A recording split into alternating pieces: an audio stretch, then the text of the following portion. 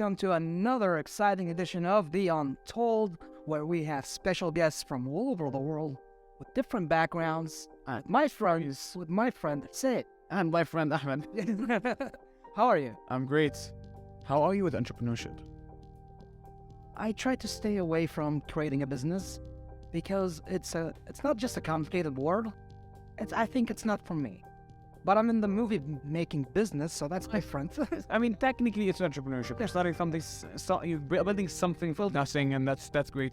Today's going to be exciting. Very exciting. I want to learn what feasibility studies can accomplish for a business, what it really helps, and the process.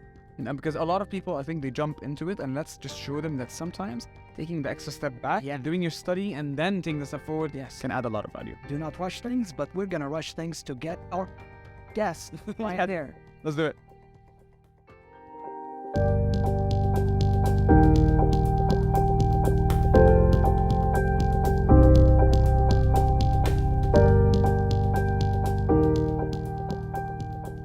The conversation starts with Talal ALMuhanna.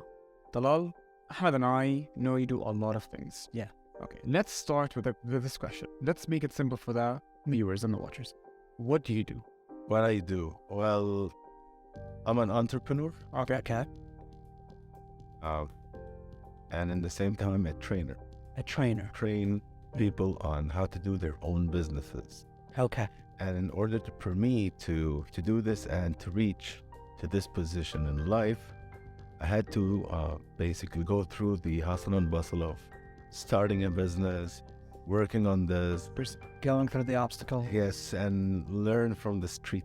Learn from the mistakes. And then, mainstream the whole thing into something teachable and easy to comprehend. So they don't necessarily go through what you went through. Yes. And help them go on a path of success. And it wasn't easy. The thing is, back in the days and the time, there wasn't a major called entrepreneurship. Yeah.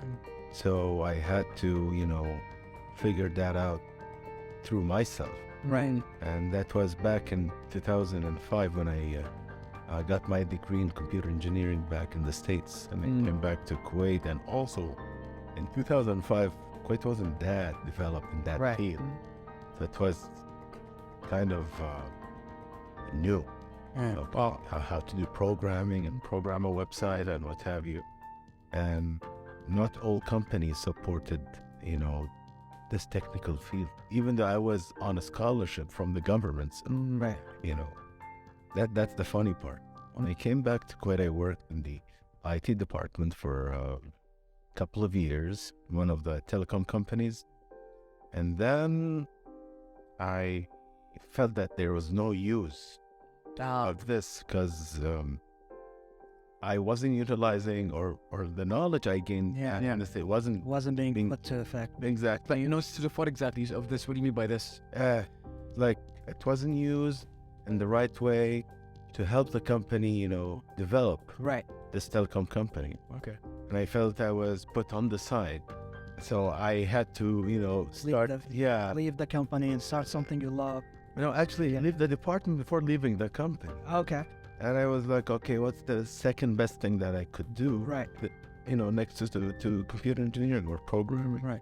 And I found my passion in, financial analysis and, finding market gaps and what have you and analyze them. And being an engineer, you're really good in math, usually very analytical and logical thinking. Yeah.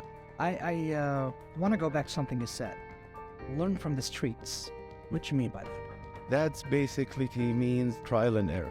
Trial and error. So you find something you love and you have, a passion about. Yeah. And you find it by chance. Yes. Find your passion. Your passion by chance. Yeah, sometimes you have to experiment. Yes. Through experimentation, exactly. You never know what you truly love until they trying. Yeah. Keep on trying things, different things. That's why they keep saying try. Don't they call it like lean management, or like you just try and learn, make mistakes. Exactly. And don't be put down by these mistakes and what have you. And Again, I want to go back to something you said. Find it by chance. How did you find it by chance? okay, that was yes. In my case, well, finding so many things by chance. Yeah, that's the beauty of it, though. Yeah, That's the beauty of a journey. that One thing leads to another. yes. You know? In the beginning, the first chance or finding it by chance was, analyzing numbers and what have you, presenting things to higher management to shine. Yes. Okay, shine your star, as they say. So I wanted to do this. Most engineers, they lack this. They usually either, as they say, hermits, or they're not really friendly. Yeah. Because they deal with machines. A lot of machines and not much people. And Yes, so I was like, okay, maybe I could be that person that liaises between, technical people and business people, or normal people. you found the gap. The gap, exactly. And that thing led me to go to a different department in the company, strategies department, and that's where I learned how to do feasibility studies, business plans, Yes. presenting that to top management, how to talk to top management, how to convince the people with the mindset of giving decisions and making money, and how to squeeze out this money from their pocket, all these kind of things, and what to say and what not to say. Absolutely. So yeah, I went to that department, I learned the lingo, and had this, a paradigm shift in my mind from engineering all the way to... But it's not true that all, obviously, as an engineer, you seem like you're an expert. And I don't, because I think there's a stereotype about engineers, as you just said, that because they work with a lot with the machinery, not much with people. But it's not a general stereotype. It's Usually you have, let's say, two psychological parts of mindsets, and very unique. yeah, either they're even technical, Yes. Too technical. or they know the technical language, but they have the mindset of a manager. Okay. So they can usually become the project manager of something. They can liaise. But what's the sweet spot? The sweet spot is honestly how to link or convert the regular concepts into technical concepts Right. for engineers, and then take it back Okay. to business. Okay. Make money. Ahmed, I actually have a question. Ahmed, tell me yes or no. Do you think entrepreneurship is a trend nowadays in Kuwait? A trend. Yeah, like everyone wants to start their own business. Yes, I think everyone is. Since it's a trend, right? Because I think so too, right? Because you seem like you're someone that you threw yourself into a lot of experience and then you started your career. Yes. So you changed departments, learned how to do feasibility studies and so on. Is it right for people to jump into entrepreneurship right away and starting their own business just like it is a trend now, or should we take your time? Well, let me just rectify this. Entrepreneurship is not new only in Kuwait. It's around the world. It's part of the globalization agenda Right. in the world. So how all the fast food come to Kuwait, restaurants. Just those big brands. How did they? Like who taught them? Business owners run these and bring them to Kuwait. That was in the past a bit of a secret. Now, to deploy globalization, they had to the superior managers of the world and what have you, all these big countries, they let go of this and opened up the black box for people to learn. Okay. So now everyone is getting this franchise and bring it here. Yes, have a franchise, or entrepreneurship, how to, start your own business, always try to find a gap in the market. And What is the process? I have, personally, there's a franchise in LA that I want to bring into Kuwait. What is the process? How do I even start? Well, Just email to that? Yeah. Well, it starts with in a provocative email. But the thing is, how... Wait, provocative email? Yes. What if we say in that email? Play with their, Like you have to send an email, excuse me, I'm interested in your song. Yeah, we can forget to yes. But the thing is, you have to let your star shine. Okay. What is your star though? Your star, your background, your knowledge, your education. Excel yourself. Excel yourself. Okay. If you just go right away and you're probably 21 years old or 20 years old, with zero background, and you tell them, I want to get this brand ice cream, They wouldn't trust you. they'll say no. Like, who are you? Who are you? Exactly. Right. But Unless you're backed up with lots of money money Yeah. and and experience. experience. So it's not enough. I'm a millionaire. I want this franchise here. Yeah, if you're let's say you're a real estate owner, most probably they would reject you, Really? even if you have Because you don't have that experience.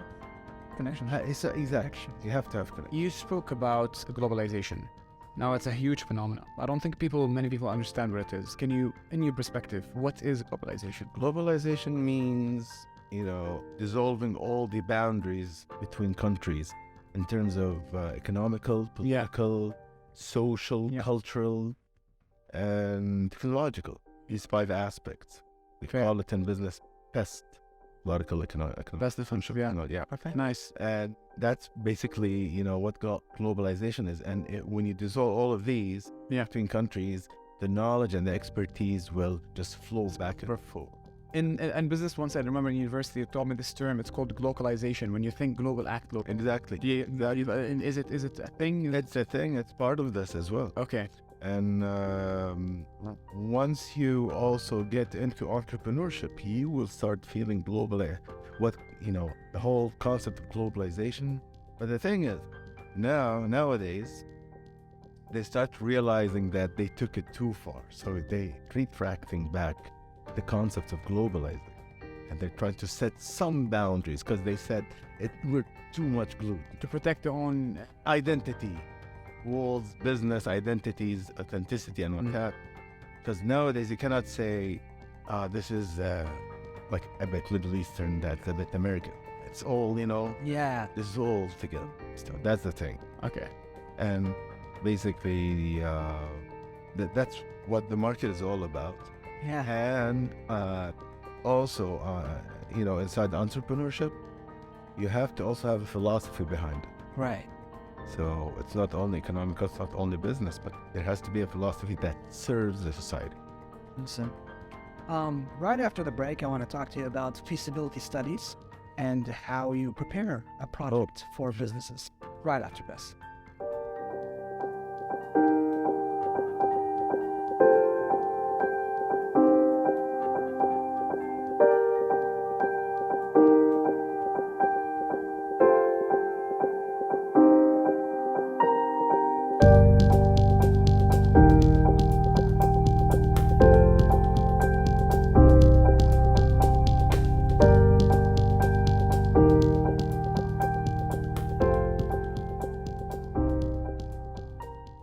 We're back with this lovely conversation on the Untold. We left off with the feasibility studies. What is that? Okay. Well, let me just go back a little bit into, entrepreneurship and link that to feasibility studies. Entrepreneurship is the art of defining or spotting a gap in the market. Gap means a problem. Yeah.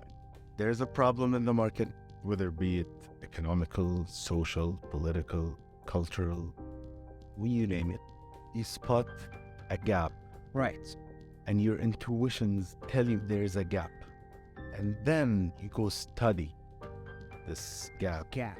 Is there an example of a gap that we can find? Let's, for example, say, let's talk about Kuwait. Yes. There's a gap in psychology studies. Yes, right? Okay. Yeah. Psychologists in Kuwait, they're undervalued, unfortunately. They didn't have still their chance in the market. So there's a good Mature as a Yes. image Also, the stigma of going to see a therapist thing, still exists. exactly. So that's a problem in the market. Yeah. A business owner can definitely work on this to make more money. Yes. So it's more mental health awareness, and then you can establish that business. That's one.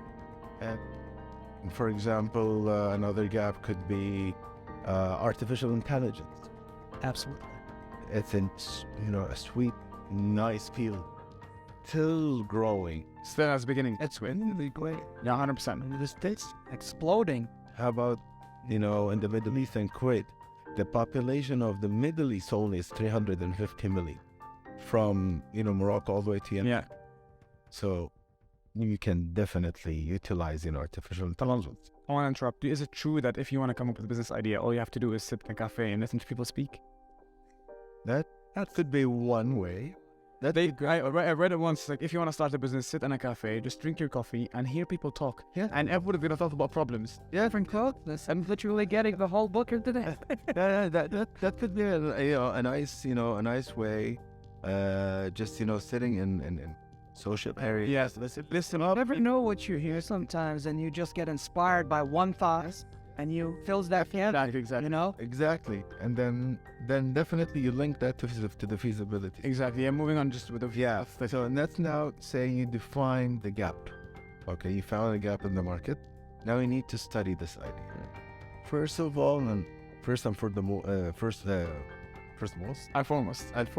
foremost, yes. It's all good. Happen. Fruit school, maybe. Yeah. Anyways,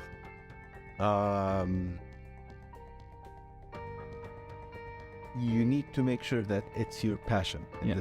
Absolutely. I think this is the recurring theme on our show, is you have to have passion if you want to thrive and succeed in whatever field you're in. Right? Agreed? 100%. For a reason. For a big reason. Yeah. Very, very important paramount reason is that when you start something, you start small with the minimal resources possible. Right. So you don't have the enough, money, capacity, power to hire people to manage them, to give you the comfort zone. It's your one-man show at the end. Exactly. Yeah, at the beginning. So you need your passion, keep you drive. 100%. Keep going. Until you get lots of money to, buy the mind, the expertise to lead them. Absolutely. Exactly. That's why you need passion. But if let's assume I have my own business right now, right? And I am a one-man show. Why would I need a feasibility study? What added value is it getting? So that brings us here. The feasibility study analyzes your idea from 4 perspectives. Yeah. The first perspective is the overall strategic idea, strategic ideas of your business. Then you have to study it and ask yourself, how can I use this overall strategy from an operational point of view, called operations feasibility. Then the marketing feasibility. And then you wrap it up with the financial feasibility. Which is the most important with you? Yeah, all of them, they can't complement each other. So operational, how can I make this idea work? You have to cover 9 areas inside operation. You have to talk about the production requirement of your idea. You have to talk about the products, the portfolio of your products. You have to talk about the HR strategies, human resources strategies. You have to analyze the location, the layout of the location from an engineer. So much detail we have to explain that we think it's way simpler than that. So to simplify, I come to you, I have this business idea, you do this plan for me, the feasibility study, I take it from you and I go and start this business, and then I fail. Oops. Do you take any responsibility in that regard? Do I go back to you to redo our plan? You guys are old. Being the businessman, the business for an added fee. There's nothing in the contract that says you're responsible. Yeah, because it's a plan. It's a plan. It's not concrete. It's not guaranteed. It's not a guarantee. And it's at the end of the day, business is all about risk. Any investment is risky business. Don't take risk in life, you will never grow. Right. I mean, is it calculated risks? If you can. I mean, with a feasibility study, obviously it's very calculated. But is it true that the failure rate for, especially in SME startups, is very high? It's more than 90. What do you attribute that to? Because of not sticking to the plan, because of lack of experience, lack of marketing. That's like 100%. Because they seem, I think, because from my marketing knowledge, the problem we face is that people see marketing as a cost and not as an investment. Exactly. When you think of it as a cost, it becomes something that's a burden. It's a burden. That question to both of you. Go ahead. Why is marketing so expensive? A Super Bowl commercial. I'll tell you $1 billion. A simple answer. Yes. Demand and supply. Thank you. And the thing is, usually it says if you spend 1 KD or $1, that should bring you 15 times. But so if you look always at marketing, as he said, Yes. as a cost, then you will never be generous enough Exactly. for your business to make it famous and to expose the brand. Exactly, and to communicate. You have to communicate. Yeah. What's the? Is there a certain percentage of an alignment for example, how much should I spend on marketing? How much should I spend on operation? Do you specify the percentages? Yes, yes. Yeah. See, it depends on the phase of the business. Okay. The business is like a baby. It goes through 4 phases: the launch phase, incline or growth phase, the maturity, then decline. Decline means dead. In the launch phase, you have to set aside for marketing about 15 to 20% of your working capital. Okay. Now, is this a law or is this Philosophy. It's more of a theory. Okay. It's a practice, not even a theory. It's a practice. Absolutely. Some people say, no, you need more. Some people say, no, you need less. But usually from practice, from the market, it's usually 15 to 20% off of your working capital. Then when you go to the growth phase, you start taking every year between 5 to 15% from your sales to budget for marketing. Okay. So it changes with the life cycle. Life cycles of business. Yeah. Exactly. But you didn't mention anything about extension. Like what happens after if I don't want to decline? I'm a big business that has. Here comes the smartness and the expertise of the owner of the business or the top manager. Yeah. You always need to find the spot of decline before it starts Yeah. or when it's about to start. Yeah. Then you have to do a relaunch of a new business. For example, the gas drinks or the soft drinks. Soft drinks, gas drinks is different. Okay. Soft drink, the soft drink. Usually, when you look at it, yes, they always do rebranding of the cans or recoloring. Yes. All these kind of things. Okay. Even though the taste is the same. True. Yeah, it's just a new personality. Exactly. And then what happens? Boom. It goes up. It goes through the same cycle. Exactly. From the decline point. I'm Not from it again.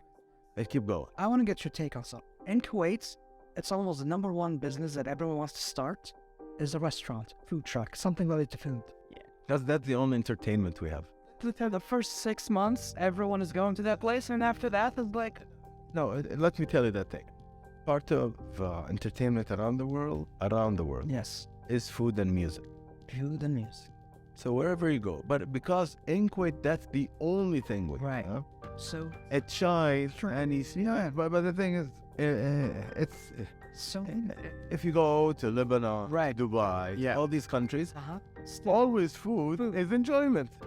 Food is essential. It's an essential central thing. Exactly, food. Corona, all of them are finding success. Yeah, that competition. Yeah, supply and demand. Yes. The stronger state. Exactly. We have a statement, too big to fail. What is that? What do you think? Too big to fail. I mean, perhaps maybe like a monopoly, for example. I mean, some of the big firms in the Right. world, when they're too big to fail. Is it true if someone who has, let's say, so many shopping malls and businesses and all that It's hard for him to fail, right? Yeah, the thing is because of the capital investment and the diversity. Right. So don't put your eggs in one basket. It's your eggs best. Always. Even when it comes down to small businesses, when you have, access proceeds or let's say, extra profits, don't just keep them there. Take some and invest in something else. The thing is, like, when you're a big company, you're a huge company. You're obviously So many you're able to get the experts, and then you build on the experts, and you get more experts, and you become so immune to failing. Almost. Yes. But then sometimes they fail. They fail on. It's like one of those, big banks nowadays. Absolutely, we have had it in history where huge companies would be so strong, and literally overnight they disappear. This is risk. What's your opinion on that? So let's This is normal. This is part of life. And again, this bank in the States, we saw that in photography and technology. but it's a risk in business. You cannot guarantee everything. Shall we ask, I think, the question of you as a person today, would you be the same person you are today if you didn't do your studies or your MBAs, your previous higher education? Well, okay. You want a theoretical answer or a real answer? I want the honest. Nowadays, I am not a big supporter of the educational system in the world. Interesting. Yeah, because That's a big take. yeah. So you gotta explain to that. There's the camera. I mean, because it teaches you not to be an entrepreneur. It teaches you to always stay by the wall. Doesn't allow you to think outside the box. Exactly. And that's what you need. Yes. Successful. Yes. This is the nature of a human being since God created Adam and Eve.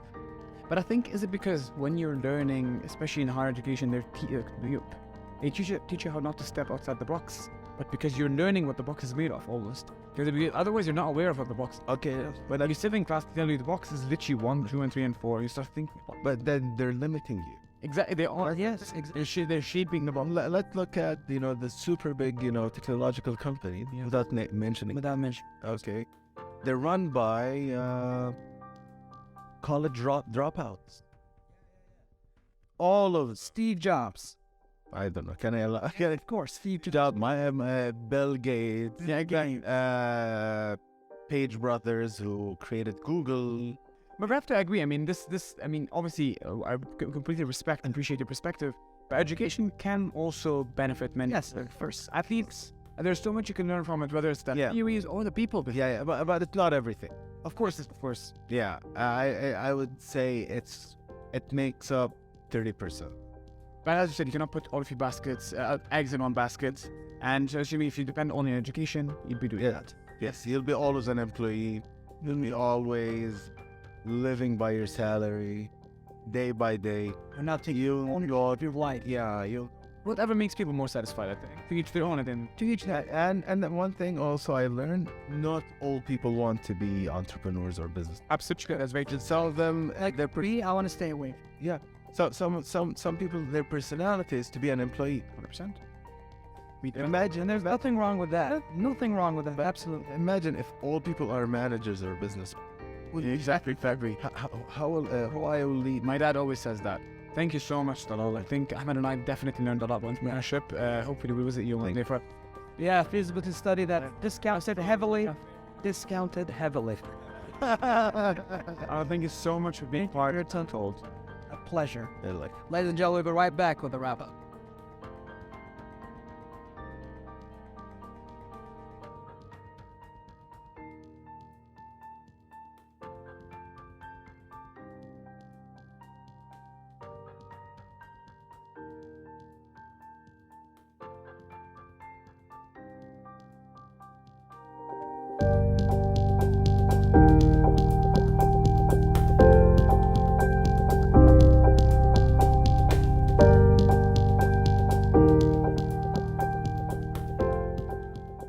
And now with a wrap up, Ahmed, what a beautiful discussion. Wonderful discussion. I think I feel more confident in starting a business if I go see him. If you go see him. If I go see. Oh, he gives me that feasibility study. No, honestly, I love the fact that he said, I can help you. I can help you start a business, but I cannot guarantee your success. Absolutely. No one can guarantee that. I can see the future. You can't see the future. But I can help you. Yes, exactly. That's the feasibilities 100%. to put you on the right track. 100%. No, it's very nice. I think he has different perspectives. He's someone with higher education. Yes. Obviously, he has his own perspective in education. Yes. But I think, Which is interesting. He had like 2 degrees, I think. And that's a lot of focus on education. But they'll come out and say, that's 30%. a lot of people do that because they tend to jump all into the work and Right. so much from the practical life. But I think education can add so much value to you to at least take you. Perhaps education is the basics you Absolutely, it's the cat just build upon it. 100%. Absolutely. Keep it here on the Untold Daily as we discuss brand new topics from different guests every day with my buddy Hussein. Thank you so much. See you later. Have a good night.